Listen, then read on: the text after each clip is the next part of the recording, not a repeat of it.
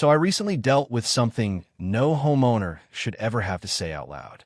3 people trespassed on my property and assaulted my wife. And the reason? A fence hinge. They called it a violation of HOA perimeter standards. I called it none of their business. Funny thing is, the only thing that got reinforced was the line they never should have crossed. Let me start from the very beginning. Before we dive in, let me know where you're watching from today. You ever watch something so wrong, so violent, so close to home that your body just shuts down, like your soul steps out for a smoke and forgets to come back? That's what happened the morning 2 HOA enforcers rolled up to our ranch gate, and one of them punched my wife in the face. I was 20 feet away, coffee in hand, and I just watched. It started with Leah's voice, tight, controlled, measured, like a fuse right before it burns out. You're not allowed to step onto our land without a warrant. I looked up from the porch, half focused on a busted fence rail. The coffee in my hand had gone lukewarm. The sun hadn't even finished climbing yet. That's when I saw them.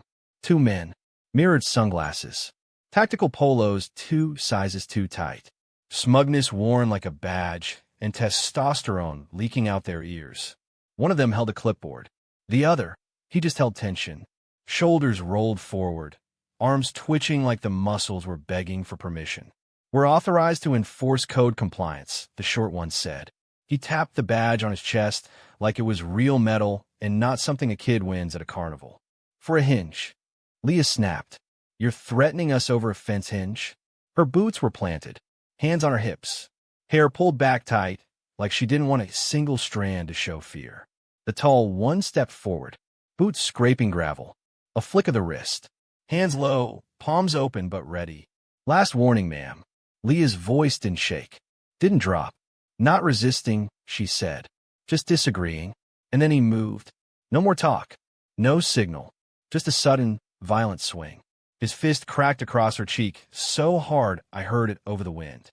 Leah's body twisted midair. She hit the gravel like someone had yanked her bones out first. By the time I dropped the mug and ran, it was over. Blood smeared her lip, one eye wide and blinking like it couldn't focus. Gravel clung to her skin. Her palms scraped, raw from instinctively trying to brace. She wasn't crying, and that's what made it worse. "She got physical," the tall one said, voice flat. I responded with appropriate force. "Appropriate," I echoed, quieter than I meant. The sound came from somewhere deep. Too deep. My fists clenched. My knees bent. But I didn't move. Couldn't. Something in my ribs locked up. Chest tight. Pulse roaring in my ears.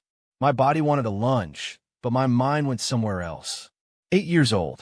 Kitchen linoleum cold beneath my bare feet. The scent of burnt garlic hanging in the air. A pan on the stove. Something bubbling too long. My mother, back turned, trying to fix it before he noticed. He noticed. The tension hit first. The quiet drop in his voice. The sudden weight in the room, like the air itself turned against her. A spoon clattered to the floor. She reached for it. Too slow. He didn't raise his hand. Not at first.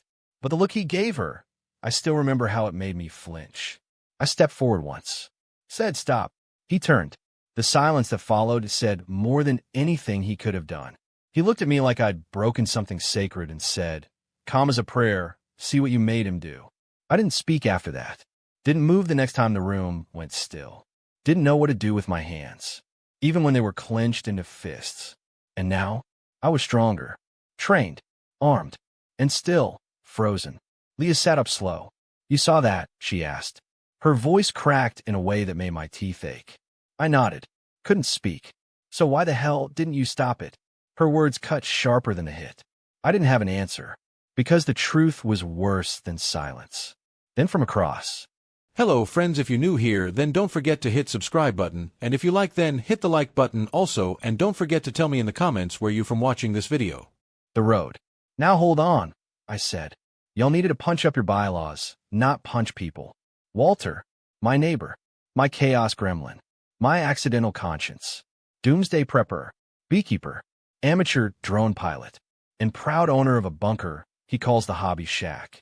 He stood on his porch shirtless, binoculars in one hand, cereal bowl under the other arm like a newborn marsupial. "Leah, you good?" She gave the tiniest nod. That's what I figured. You've always had a mean right hook, even when it's just words. The two men didn't flinch. No apology. No eye contact. Just turned and walked back to their side-by-side like they had dropped off mail. And then came the SUV. Dust cloud rising. Custom plate. HOA sticker on the windshield like a warning label. Out stepped Karen. If Botox and litigation had a baby, it would dress exactly like her. Blonde. Immaculate. Unbothered. She scanned the scene, Leah on the gravel, me still motionless, and gave us the same look she probably gives expired yogurt. I assume you'll want to file a complaint. The board's email is on the newsletter. Check your spam folder. She tapped her phone. Didn't wait for a response. Had you addressed the prior fence violation, this could have been avoided. Walt muttered. She makes Emperor Palpatine look like a guidance counselor. Then louder. Don't worry, I'll be listening to the police scanner in case she calls in a drone strike. Karen didn't respond. She drove off like she had brunch reservations with someone else's civil liberties. Leah stood up slow, guarded, one arm across her ribs. I stepped forward. She flinched. Not big, not dramatic, just enough. Enough to slice me open from the inside. She walked back to the house, arms wrapped around herself like she was holding in what little she had left. And I just stood there, holding nothing but an empty mug and the kind of shame that etches into your bones. That night, I didn't sleep. I sat on the porch, bourbon by my boot, knife in my lap. The gravel still disturbed where Leah had fallen. I couldn't stop staring at it. Walt showed up around midnight. 2 beers in hand. Ham radio tucked under his arm. I tapped into their HOA comms, he said. They're calling you non-compliant. Want to hear the codes? I didn't speak. He sat beside me. We drank. After a while, he said, sometimes it's not the punch that breaks you. It's the one you didn't block.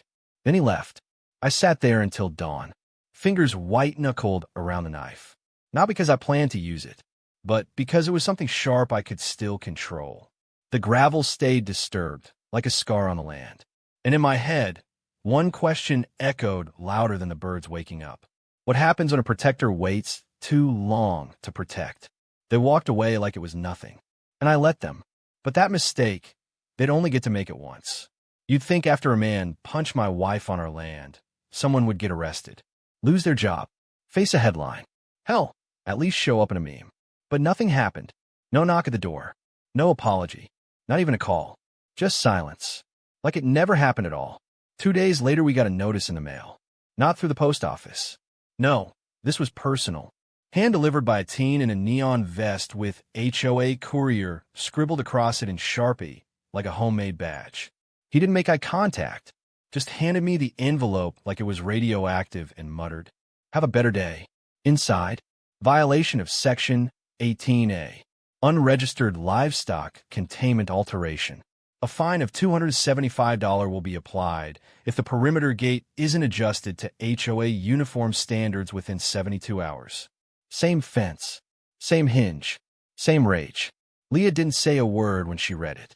She just placed down the counter with surgical precision, turned, walked into the kitchen like the movement was automated, opened the fridge, took out an ice pack, pressed it to her jaw, still bruised, still healing. I followed her in, each step feeling like trespassing in my own home. Leah, don't. One word. Software controlled. Final. She opened the silverware drawer, moved a spoon, closed it, opened it again, swapped 2 forks, closed it. Not angry, not even sad, just floating, detached, like she'd pressed pause on being a person. I watched her organize the spice rack next. Alphabetical, labels turned, no skips, no chaos. I couldn't stand the sound of those glass jars clinking. It was too loud and too empty at the same time. You hungry? I asked, just to say something. I ate earlier. I didn't see you eat. She stopped, turned, looked right through me. You didn't see a lot of things. That one hit harder than any punch I'd ever taken. That night, she moved into the guest room. Didn't say why. She didn't have to. She left the door open, not as an invitation, more like a warning shot. Meanwhile, Karen was thriving. She posted a full HOA update to the Facebook group titled Operation Neighborhood Order, Q2 Security Realignment. Effective immediately, all properties must submit a perimeter harmony review. Unauthorized gate designs, fencing modifications, lighting fixtures, and reflective livestock tags would be cited. Daily compliance patrols were authorized. They weren't even hiding it anymore. This wasn't about rules. It was about control. The next morning, I spotted 2 new enforcers. Tactical vests, clipboards, matching sunglasses. They circled the far end of our property from the easement. Didn't cross the line. Just hovered, watched, measured, wrote things down. One of them looked up at me and smiled like we were neighbors at a barbecue. "Just checking setback buffer compliance," he said. "You're real close to the limit." "So are you," I said. He chuckled, wrote something down. Walt called them the HOA Gestapo goons. They cited me for aesthetic obstruction via bunker porthole symmetry, he said, waving the ticket like a prize. I told them, the only thing obstructing aesthetics around here is Karen's soul. He dropped into a lawn chair beside me. "Reflective glass may cause community glare disruption," he read aloud. "I guess that means I'm shining too bright." I cracked a smile. Barely. Later that night, I sat in a barn with a flashlight and a stack of every HOA notice we'd ever gotten. Read them one by one, looking for something. A pattern, a loophole, a weakness. But every paragraph felt like a booby trap dressed as bureaucracy. No matter how carefully I read, I could hear Leah's silence louder than any fine. She passed the window once. Didn't slow down. Didn't look in. Just walked, arms crossed tight, like she was the only thing holding herself together. I went inside, found her sitting on the couch, braiding her hair with the kind of focus most people save for bomb disarming. "I need to fix this," I said. She didn't look up, didn't stop braiding. "No," she said finally. "You need to decide who you are, because right now I don't think you know." Then she picked up the remote and turned the volume up 1 notch. Not 2, just enough to say conversation over. I stood there, staring at the back of her head, wondering how far I'd already lost her. The next morning, Walt pulled up in his camo golf cart like he was prepping for the apocalypse, but forgot it was Tuesday. A drone buzzed behind him like an angry hummingbird on Red Bull. He held a jug of something cloudy under his arm. I call it kombusta. Half kombucha, half fuel. Cleans the engine and the colon. "You're joking." Best part, he grinned. HOA doesn't regulate internal combustion or intestinal. Yet, he added and winked. I didn't laugh. He noticed. "They find me again," he said, "for weaponized composting." I told them it was just enthusiastic gardening. I didn't smile, just sat on the porch. Eventually I asked, "You ever freeze?" He looked over. Serious now. That rare look. Like deer in the headlights. Number? Like someone gets hurt and you just stand there? Not because you don't care, but because you just can't. He paused, looked out across the pasture, then pointed to a dent in his truck's fender. "My ex put that there. Hammer. 2011. Missed my skull by 6 inches. I ducked. Didn't freeze. But I still remember that half second where I wasn't sure what I'd do." He looked back at me. "That second, it never leaves. But you don't have to live in it either." That line stuck. That night, I watched another patrol hover near our fence line. One of them stopped near the gate, shined a flashlight across the gravel. I didn't move, didn't breathe, just watched. I sat in the dark for hours, hand clenched around the armrest so tight it creaked. The man who froze in the driveway was still inside me. But now he had company. Someone colder, someone older, someone waiting for permission to step out. I thought I was just building a case. What I was really building was a line in the dirt. And they just crossed it. The morning after, everything shifted. The wind felt wrong. It had that strange stillness before a storm. The kind you can't track on radar, but feel behind your ribs. I was outside tightening the latch on the chicken coop. Not because it needed fixing, because my hands didn't know what else to do. Then I saw Walt across the road, waving at me like a lunatic directing air traffic. "You free," he shouted. "Define free. Free enough to learn the HOA may have declared psychological war on you." He held up a hard drive like it was a sermon. High, glorious, ominous. "Got something you need to see." We headed down into his bunker. He called it the workshop, but it looked like a cross between a militia gift shop and a suburban Area 51. Racks of canned food labeled by mood. Happy beans. Crisis corn. Divorce chili.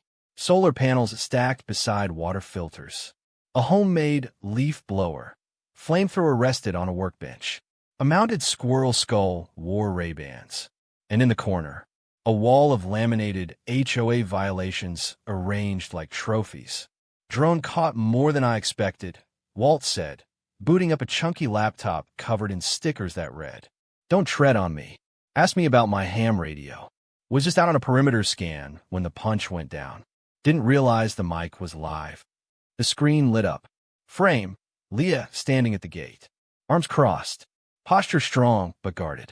The two officers flanked her. Ray and his shadow, moving like men who wanted to fight but needed a reason. I enhanced the audio using a frequency isolator I built to eavesdrop on raccoon conspiracies, Walt said casually. "I'm not even going to ask." "Good. You shouldn't." He scrubbed forward, paused, adjusted knobs like a radio operator in a submarine movie. Then we heard it. A crackle. A whisper. Buried in static. "Use the wife." Someone muttered. "He'll snap. He always does."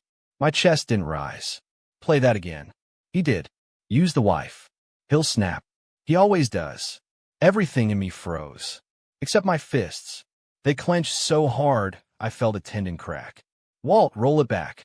Freeze on the guy who said that." He did. Zoomed in. Ray Dobbs. Still had the same short beard. Combat cut hair. Eyes like burned-out bulbs. "That's Ray Dobbs," I said. The name tasted like rust and gunpowder. "We served together. Same unit. Same mess." Walt turned toward me. Serious for once. "And now he's working for Karen." I nodded. He wasn't exactly the warm and fuzzy type, was he? I didn't answer, because I wasn't in the bunker anymore. Afghanistan. Ghazni province. Dust in my teeth. Sweat behind my ears. A mission that wasn't supposed to be loud. Village compound. No weapons expected. We were told it was a meet, not a raid. Ray moved before the go order. Kicked the door. Yelled something that made the translator flinch. Pop, pop. Two bodies hit the dirt. A woman. A kid. The boy had been holding a shiny pot lid. Ray thought it was a weapon. It wasn't. Ray just stood there, breathing like he saved the world. No remorse. No blink. Later, I filed the report that ended his military career. Not out of revenge, but because someone had to say no. I came back to Walt's bunker, as he said. So this was never about fences or gate codes. It was a trap, I said, set months ago, built just for me. Walt leaned back, arms crossed, chewing on the edge of a pen like it might give him answers. "They were counting on you losing. Because that's what Reed does," I said. "He pushes until something breaks." Did Karen know who she hired? I didn't hesitate. Either she knew and didn't care, or she cared and liked it. He stared at the screen, Ray's face frozen in the frame like it was daring me to blink. "You think he's done?" "No." "You gonna freeze again?" I didn't answer right away. "Then I hope not." "Hope's a poor security system," Walt muttered. "I recommend tripwires. Or emotionally manipulative squirrels." I exhaled. Almost a laugh. "Almost. You have copies of the footage?" "Hard drive. Cloud. Flash drive hidden inside a taxidermy possum named Carl." "Of course you do." Walt hit pause. Ray's face stared back from the monitor, frozen but loud. "You've been defending your perimeter," Walt said, "but you've been under siege since day one." I didn't go home. Not right away. I drove past the county line, down an old gravel access road, where the land feels wide enough to breathe without being watched. I parked, got out. The wind hit me like it remembered who I was before all this. I leaned on the hood and tried to breathe, really breathe, but in my head all I heard was, "Use the wife. He'll snap. He always does." How long had this been building? Did Ray find me on his own? Or did Karen go looking? Did they trade stories over wine? Did she laugh about the dead boy with the pot lid? Every HOA fine, every letter, every compliance patrol. It wasn't enforcement. It was bait. And I'd taken it. Hook, line, guilt. Back home, the house was still. Leah's door closed. Light off. I stood outside it with my hand raised. I wanted to tell her everything. About Ray. About Ghazni. About how the ghosts I buried overseas had followed me home. But how do you confess that the danger she felt in our own driveway was danger I'd unknowingly invited in? I dropped my hand, went outside instead, sat on the porch, knife in my lap, bourbon bottle beside my boot. The porch light, off. A side-by-side rolled past the road. No headlights. No sound. Just watching. A few seconds later, Walt's drone rose like a guardian angel with propellers. Green LED blinking in the dark. My phone buzzed. Walt messaged. 10 o'clock. HOA is watching again. I didn't respond. Just stared out at the fence line. Then whispered it. Just once. Like it wasn't a threat. Like it wasn't a promise. Just truth. Not again. They thought they knew how far I'd go. They were wrong. They thought they could use my past against me. But they forgot what happens when you wake up the wrong part of it. There's a moment right before violence where the world forgets to breathe. The air doesn't move. The animals fall silent. The wind pulls back like it knows what's coming. That's what it felt like at sundown. The sky still burned orange, but the land had gone cold. I wasn't on the porch sipping bourbon. I was walking the fence line. No flashlight. No tools. Just got instinct and a bad feeling in my teeth. The horses were motionless. Stiff. Eyes wide. That's never good. I moved slow through the overgrown grass. Past the feed bins. Past the creek bed. Toward the north tank. Half buried. Rarely used. That's when I saw it. A scuffed boot mark in the dirt. Fresh. Pressed in deep. Like someone had stopped suddenly or changed direction. Another print. A snapped branch. Fence wire bent at a weird angle. I crouched low. Listening. Silence. But it wasn't clean silence. It was hunting silence. That was the moment I knew. They were already here. I rose. Pivoted. And caught a blow to the jaw that spun me halfway around. Stumbled. Caught the edge of the gate. Barely upright. Before I could reset, a second shadow crashed into my side. My ribs lit up. Air gone. Everything rang. Evening, soldier, a voice said behind me. Calm. Confident. Ray Dobbs. He stepped into view like he was on a leisurely stroll. Not orchestrating an ambush. Funny seeing you out here without your clipboard. I spat, regaining balance. Figure we could skip the paperwork, he said, smirking. Karen sends her regards. I didn't respond. My heart was hammering. Blood in my mouth. Vision narrowed. The second guy, bigger, bulkier, dressed in black, moved in. I sidestepped the punch, caught a glimpse of duct tape. Brass knuckles. Classy. I ducked the swing and grabbed a loose metal fence latch off the post. Swung it hard. Connected with the guy's thigh. He yelped, staggered, but stayed upright. Big one. Ray watched, smiling. You used to hit harder, Ellis. I rushed him, shoulder to gut. We hit the dirt hard. Dust in my teeth. Pain across my ribs. We rolled. Elbows flying. I caught him in the cheek. He drove his knee into my side. He tried to grab my throat. I slammed the fence latch into his hand. He screamed. Then the big guy tackled me from behind. Weight. Dead weight. I collapsed forward. Fist to the back of my skull. Stars. That's when it happened. Everything went quiet. And the memory hit like a bullet. Ghazni. A boy. A woman. A flash of silver. Ray's voice screaming. They looked hostile. My voice screaming. Stand down. Pop, pop. Their bodies crumpled. My pen shaking that night. Writing the report that would end his career. My eyes snapped open. Something in me turned off. Or maybe it turned on. I twisted under the weight. Grabbed a jagged piece of broken gate frame from the dirt. And slammed it into the guy's shoulder. He roared. I rolled free. Came up fast. Drove an elbow into his throat. He went down, wheezing, clutching his neck. Ray tried to run. Bad move. I caught him by the collar and yanked him back into the mud. We both landed hard. I mounted. Fist. Fist. Rebar jab. Fist again. His blood hit my knuckles like oil, thick, warm, Ron. This what you wanted? I shouted. This your plan? He didn't answer. Just smiled. Lips torn, blood in his teeth. And that's when I felt it. A presence. Turned. Leah. Barefoot. Standing in the field. Pale. Still. Like a ghost. She looked at me. On top of another man. Covered in blood. Knuckles raw. Breathing hard. That's not the man who didn't stop them, she said. Quiet. Flat. Then she turned and walked back toward the house. That line hurt more than the brass knuckles. Ray, wheezing below me, coughed. Told you. You always break eventually. I stared at him. Then stood. Left him on the ground, coughing in the dirt. I didn't even look back.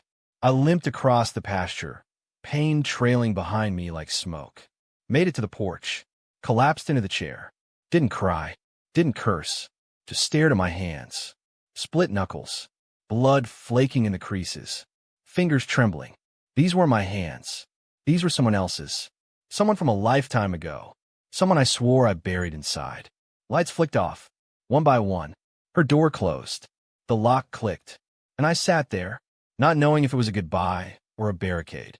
Out on the road, a drone hovered. Single red blink in the dark. Walter, he didn't text, didn't say a word, just watched. He'd seen it, all of it, and he didn't interrupt, because he knew. I sat there until the blood on my shirt dried stiff, until my heart stopped racing, until I could finally admit what I didn't want to say out loud. Maybe I wasn't a protector anymore. Maybe I was something worse. They didn't break me. They just took the brakes off. There's something dangerous about a man who stops reacting and starts planning. I stopped reacting after the fight.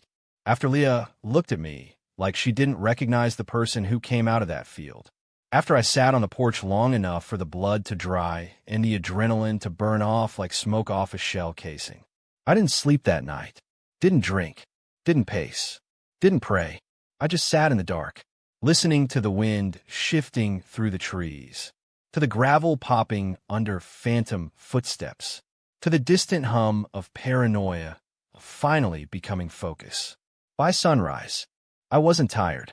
I was clear, not angry, not panicked, cold, clean, surgical. I started with the perimeter, dug out the old ranch schematics, spread them across the barn table. Soil conditions, elevation lines, drainage points, fencing integrity, blind corners, access choke points. I'd sketched them years ago, back when this land was for peace, back when the worst I had to worry about was a busted water line or a coyote sniffing the goats.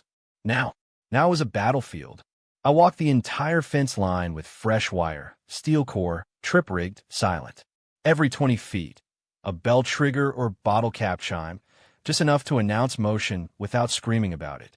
Every 50, one of Walt's Frankencams, made from drone parts, broken iPhones, and righteous paranoia. Each angle covered a new vulnerability. Each step made the land feel less like home and more like me. Walt showed up before noon, box of sensors under one arm, thermos in the other.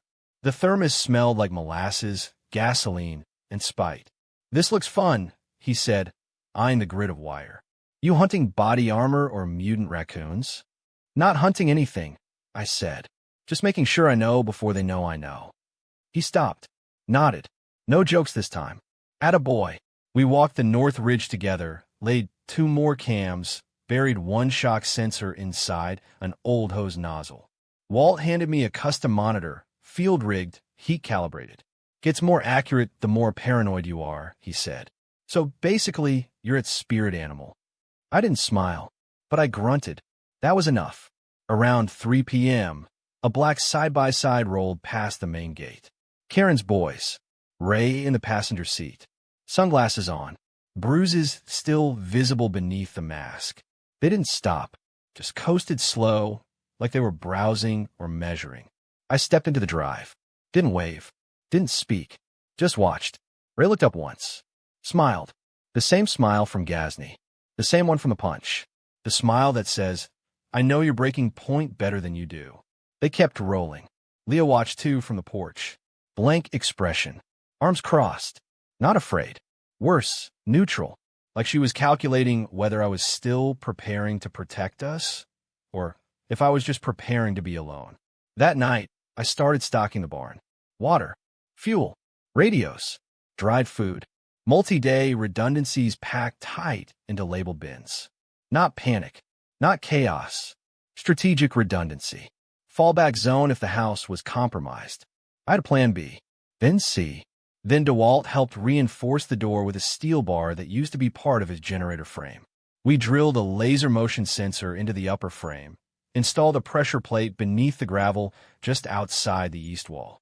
"You're either building a bunker," he said, tightening the last bolt, "or prepping for the most aggressive HOA visit in history." "I'm done prepping," I said. "Now I'm calibrating."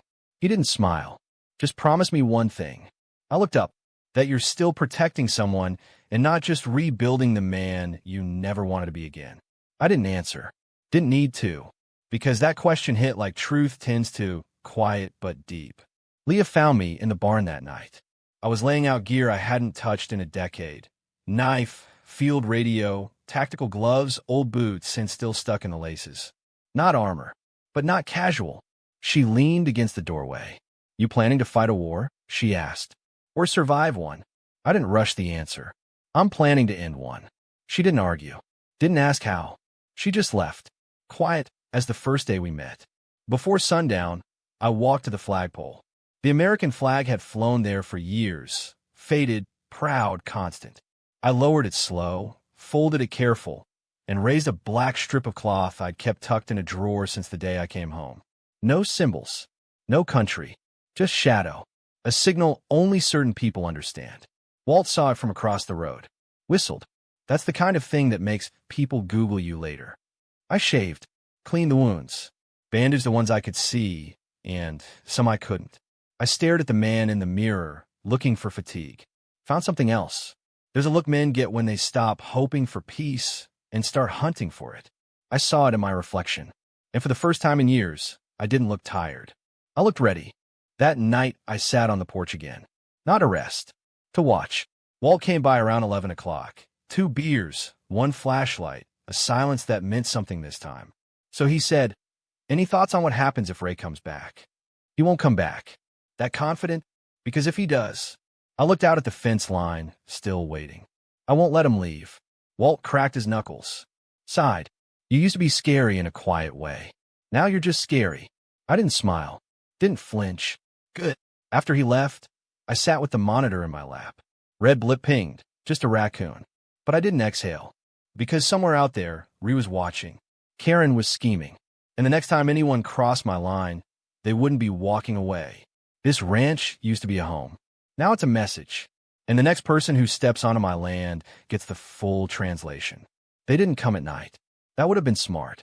No, they came at 4:37 p.m. on a Wednesday, like it was just another routine HOA house call. And that's what tipped me off. Karen never shows up after dark. She needs an audience. Sunlight. Visibility. Authority. She doesn't want to surprise you. She wants to own you.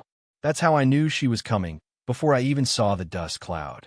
I was in the barn, checking the west trip line for false triggers. Then the monitor pinged. Low vibration. Sustained. Not wind.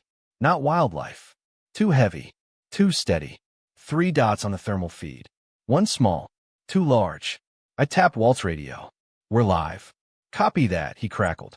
2 heavies and a clipboard. "You're about to get audited." Karen, fresh from a salon, marching in like she bought the deed to your bones. I stepped outside. Didn't run. Didn't speak. Didn't reach for anything. Just waited. Let the gravel crackle under their boots. Ray led the approach, black vest visible, limp, swollen eye from our last conversation. Behind him a new guy, younger, broader, twitching with the kind of energy that screams wannabe enforcer.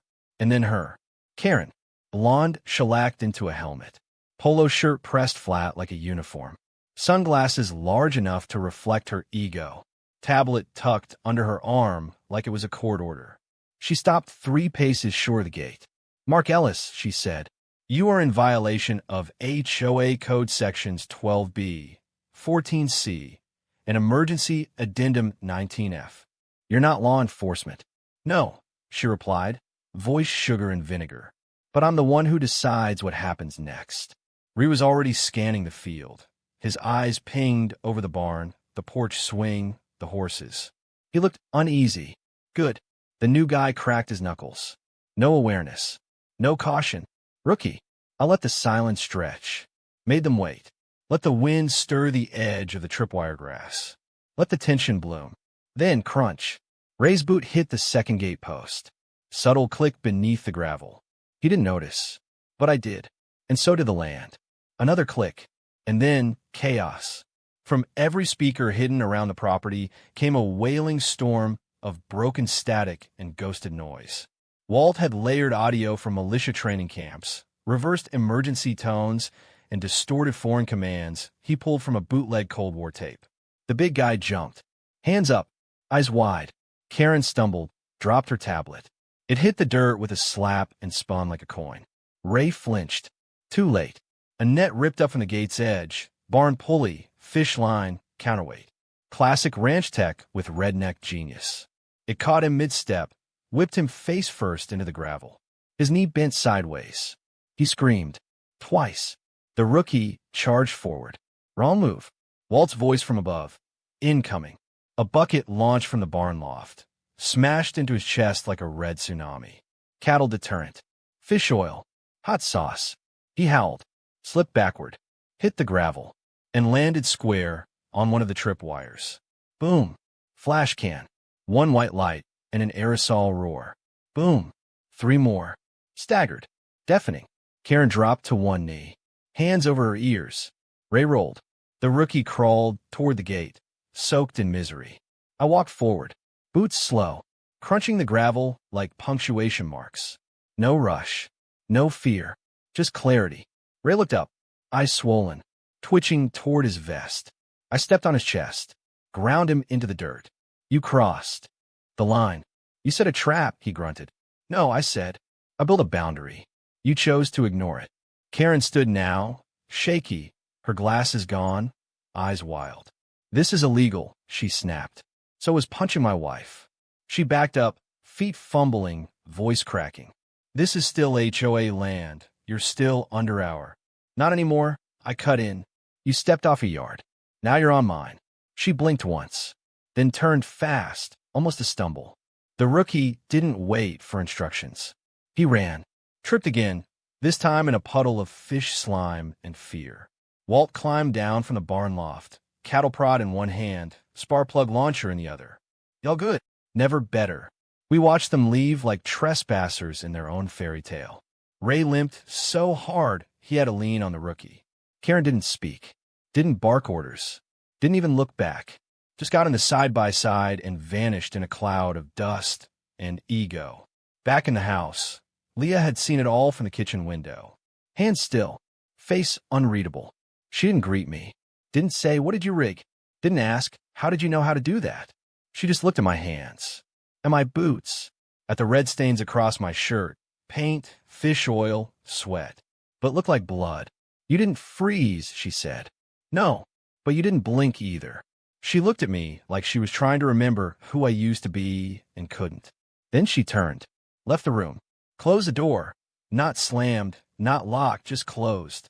The way someone closes a chapter. Or a vault. I stood there, hands still trembling, chest tight, not with fear, but with the realization that what I'd built wasn't revenge. It was a warning, and not just to them, to me. Karen thought I was the problem. Now she knows I'm the consequence. That was her warning shot. The next one won't be loud. It'll be final. I didn't lose control. I gave a place to live. And now it's home. I thought the fight was over. After the trap. After Karen ran off looking like she'd lost a mud wrestling match in a seafood dumpster. I thought we'd reached the finish line. I was wrong. They weren't retreating. They were reloading. The knock came at 6:12 a.m. Walter. Thermos. Tablet. A look I hadn't seen since Kandahar. We got a problem, he said. And it's not just a bad Yelp review. He dropped the tablet on the table like it was a live grenade. No explanation. Just a play button. I watched it. Didn't blink. Didn't breathe. The footage started, shaky, distant, but clear enough. Ray tangled in the net. Karen screaming like someone lit her with citronella. Me standing over him. Boot on his chest. Mouth saying, "You crossed the line." No lead up. No trespassing. No footage of Leah's bruised face. Just flash cans, yelling, and me looking like a warlord on farmland. My jaw clenched. I felt my pulse hammering in my ears. They stripped the context, I said. Made me the villain. Yeah, Walt said. And it's working. He pulled up Facebook. Local news outlets. One HOA blog, call me the Rancher Rambo. Another post read, "This is why rural people shouldn't be left unsupervised." They're not fighting you anymore, Walt said. They're filming you. This is optics warfare now. You think I don't know that? Just making sure you remember. 2 hours later, I watched a local segment on the living room TV. Blonde anchor. Bright teeth. This morning, the HOA released official footage showing an ex-military rancher deploying what they call unauthorized tactical force on volunteers. Cut to a neighbor's voice, Familiar, warped by a blur. I used to respect him. But people don't lay traps unless they're planning something worse. At noon, a car rolled up. Courier. Official envelope. Embossed seal that screamed money and threat. Whitaker, Griggs, and Bell, the kind of firm that charges by the breath. I tore the seal. Read aloud. Violation of Code 32C. Aggravated trespass deterrence. Hostile intent toward recognized HOA volunteers. Each line dug deeper. A $75,000 suit. Pending civil action. Court date. Real. Dated. Stamped. I dropped the letter on the table like it was contaminated. They're trying to bankrupt me, I said. Walt didn't say anything. He didn't need to. He sat on the porch rail. We could fight it. Digitally, he said. Raw. Footage timestamps, all of it. I could push it through a dozen groups right now. And what happens when they edit that too? You let them keep the mic. You already lost. I didn't answer because he wasn't wrong. But he wasn't right either. Leah came in around dusk. Didn't speak at first. She watched the replays on the screen. The same 5 seconds again and again. Ray on the ground, my boot on his chest. You set that trap. I protected my land. Did you? She said. Or did you bait them into stepping where you wanted? I stood. They assaulted you. And now the world thinks you've assaulted them. She raised her voice. And I'm stuck between a man who let it happen and a man who planned it too well. I didn't respond. Because that one stuck. She stepped back, eyes hard. You're not the man I married. Then what am I? I don't know. But whoever you are now, you scare me more than they do. She left. This time, she slammed the door. That night, I stayed on the porch. Didn't hold a drink. Didn't clean a rifle. Just sat and watched the road. A car was parked half a mile up. Headlights off. Engine running. It moved once. Rolled forward 5 feet, stopped again. Not HOA. Not police. Someone else. I stood. No weapon.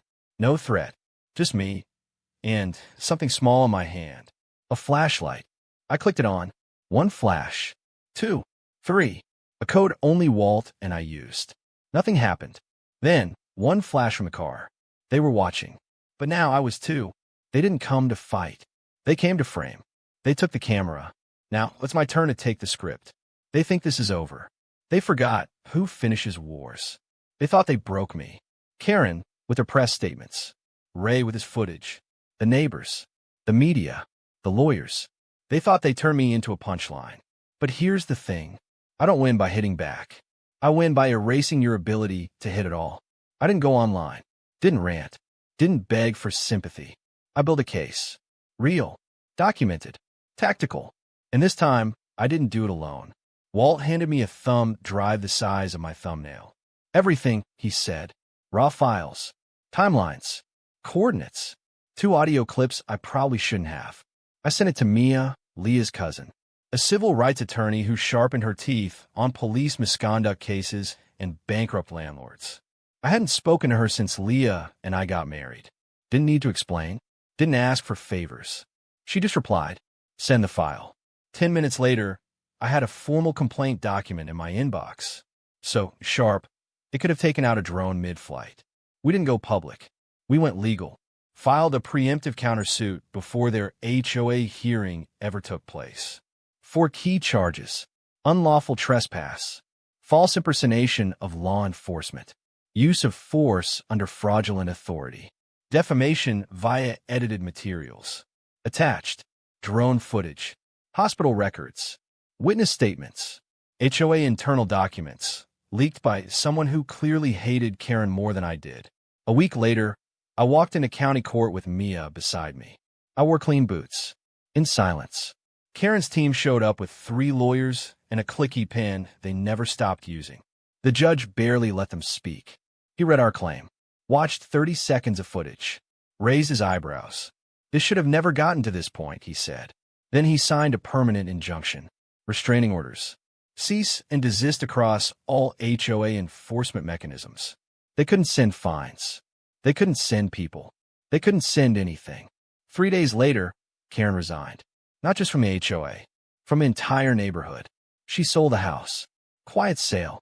No goodbye emails. Just a moving van and a half-hearted for sale sign that blew over in the wind. Her last message: You've made your point. Wrong. I didn't make a point.